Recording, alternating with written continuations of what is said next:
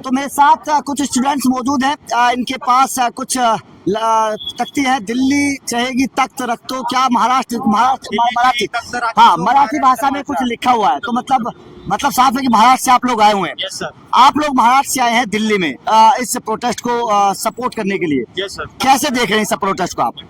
बहुत अच्छी तरह से चल रहा हूँ और मैं सब दिल्ली वासियों को भी रिक्वेस्ट करता हूँ कि हम अगर महाराष्ट्र से आ सकते हैं तो आप अपने घर से उठिए और यहाँ पर आइए जंतर मंतर के लिए। हमें कल का प्रोग्राम सक्सेस करना है। अच्छा, आप इस प्रोटेस्ट को कैसे देखते हैं? जिस तरीके से प्रोटेस्ट शुरू हुआ, पेपर लीक मामले शुरू हुआ, सरकार ने बातचीत करने की कोई कोशिश की नहीं है, छात्र लगातार बढ़ते जा रहे हैं, सोनम वांगचुक को उठा लिया गया है, कैसे देखते हैं इस पूरी कार्रवाई? मैं प्रोटेस्ट को पहले घर से शांतिपूर्वक ही देख रहा था, मेरा कोई आने का इरादा नहीं था, लेकिन जिस तरह से दिल्ली पुलिस और दिल्ली गवर्नमेंट सोनम जी को यहाँ से उठा के लेके गई है ना, उन्होंने मुझे मजबूर किया है यहाँ आने के लिए।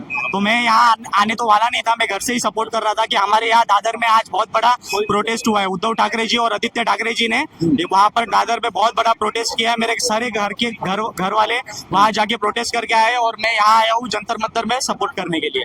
अच्छा देखिए, कल प्रोटेस्ट की क्योंकि चर्चा है और कल से संसद सत्र भी शुरू हो रहा है, क्या आपको लगता है कि अगर कल का प्रोटेस्ट कामयाब हो गया स्टूडेंट्स का, तो वास्तव में सरकार के ऊपर प्रेशर आएगा? आएगा, इसलिए तो सोनम जी को लेके गए ना, वरना क्यों लेके जाते हैं? हाँ। डर गए ना, इसलिए तो लेके गए ना। हाँ।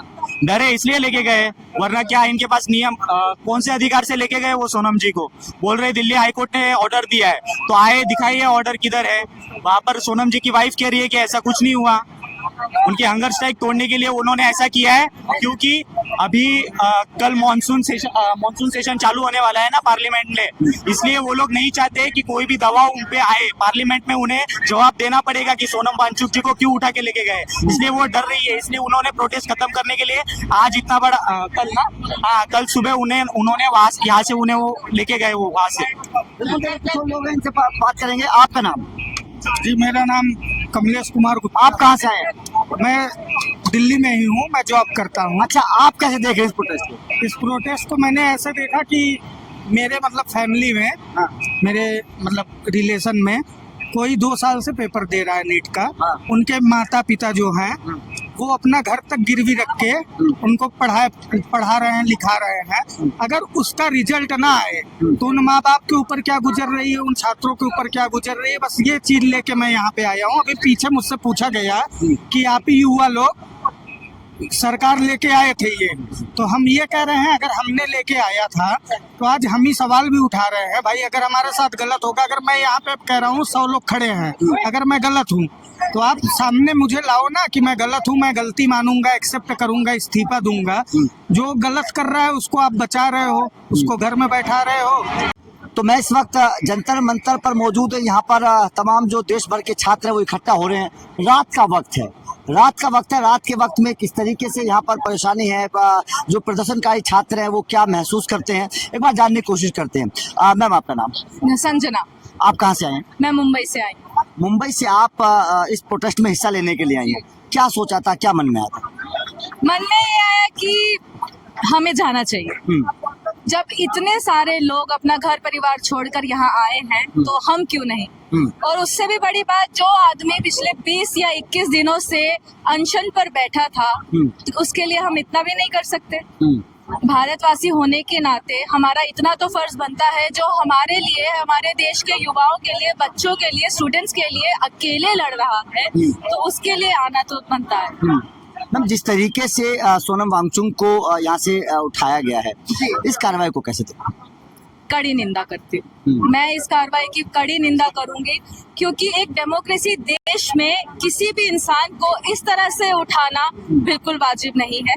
ठीक है, आप उनसे बात कर सकते थे, आप उनसे सलाह मशवरा कर सकते थे, जाना ना जाना उनकी इच्छा थी, लेकिन किसी को इस तरह से उठा कर ले जाना निंदा के काबिल। अच्छा, जिस तरीके से देखिए, हिंदुस्तान की अगर राजनीति को मैं आज़ादी के बाद से देखता हूँ तो शायद पहली बार ऐसा हो रहा होगा कि इतने बड़े लेवल पर छात्र इकट्ठा हो रहे हैं और देश का भविष्य क्योंकि छात्रों को माना जाता है। तो क्या आपको लगता है कि वास्तव में ये प्रोटेस्ट जो है छात्रों का, ये एक नई दिशा देगा देश की राजनीति को? देखिए, उम्मीद तो यही है कि ये प्रोटेस्ट को एक नई दिशा की ओर ही ले जाया जाए, क्योंकि इससे पहले हमारे देश में इतनी छात्रों की बेइज्जती नहीं हुई है। छात्रों ने जो कदम उठाए, जो छात्र थे जो चले गए, वो प्रेशर नहीं ले पाए, तो उनके लिए इस चीज को, इस बड़े मुद्दे पर लाना, हमारी कोशिश यही है कि इसमें सुधार हो, क्योंकि छात्र ही हमारे देश का कल का आईना है, हमारे देश के कल के बनने वाले नेता है। कोई यूपीएससी की तैयारी करेगा, कोई आईएएस बनेगा, कोई मंत्री बनेगा। अगर इनके लिए ही हमारी शिक्षा व्यवस्था इतनी कमजोर होगी तो मुझे नहीं लगता कि हमारे देश के छात्र उस लेवल पर पहुंच पाएंगे। वैसे भी ये सरकार उस तरीके से चाहती नहीं है, क्योंकि इनकी खुद की सरकार में कोई पढ़ा लिखा नहीं है, तो ये कैसे चाहेगी कि यहाँ के युवा, यहाँ के छात्र पढ़े, है ना? तो आपको क्या लगता है कि मोदी सरकार एजुकेशन के मामले में, छात्रों को रोजगार देने के मामले में फेलियर है? 100% सर, 100%। मैं जिस फील्ड से आती हूँ वो एक अलग फील्ड है। अगर मैं अपने आसपास के लोगों को देखूं, मैं अपने दूसरे शहरों के लोगों को देखूं, तो सब बेरोजगार हैं। सबसे पहले जब ये सरकार आई तो उसने बोला पकोड़े बनाओ, समझ रहे हैं आप? पकोड़े बनाना बुरी बात नहीं है, लेकिन जिन्होंने लाखों रुपए लगाए हैं, जिन्होंने एक सपना सजोया था, वो इंसान को जब ये सुनने को मिले तो इंसान टूट जाता है। ठीक है, आपने चाय बेची, आपने पकोड़े बनाए, वो आपका संघर्ष था। हमारा संघर्ष नए जमाने का है। हम जिस तरीके का संघर्ष करना चाहते हैं वो हमें करने ही नहीं दिया जा रहा है। हमें उस जगह तक ही नहीं पहुंचने दिया जा रहा है कि हम पढ़ लिख के उस जगह पहुंचे, अपने परिवार की, अपने देश की स्थिति को ठीक कर पाए। ये सरकार मुझे नहीं लगता। इस सरकार का तो फंडा भी यही है कि जितना अनपढ़ गवार हमारा भारत रहेगा उतने ज्यादा ये राज करेगा। बहुत बड़ी बात आप बोल रही हैं। देश के स्टूडेंट्स की इस मंच से क्या मांग है, क्या डिमांड? इस मंच से पहले सबसे पहली मांग तो यही है कि धर्मेंद्र प्रधान को इस्तीफा देना चाहिए। मेरा मानना यह है कि जब हम अपने जीवन में भी फेल हो जाते हैं तो हम एक्सेप्ट कर लेते हैं और उसके बाद हम फिर से खड़े होते हैं। समय लेते हैं कि उसको, हार को पचाने के लिए समय चाहिए होता है। तो इस सरकार ने कभी यही नहीं सोचा कि वो जो युवाओं के साथ कर रहा है, एटलीस्ट थोड़ा सा कंसर्न वो युवाओं को दिखाए। धर्मेंद्र प्रधान जी को इस्तीफा दे देना चाहिए था तुरंत। उसके बाद कोई नया इलेक्ट करते, कोई भी इलेक्ट करते, फिर वो कैसा कार्य करता वो हम देखते। फिर हम देखते कि हमारे युवा उससे खुश है कि नहीं है।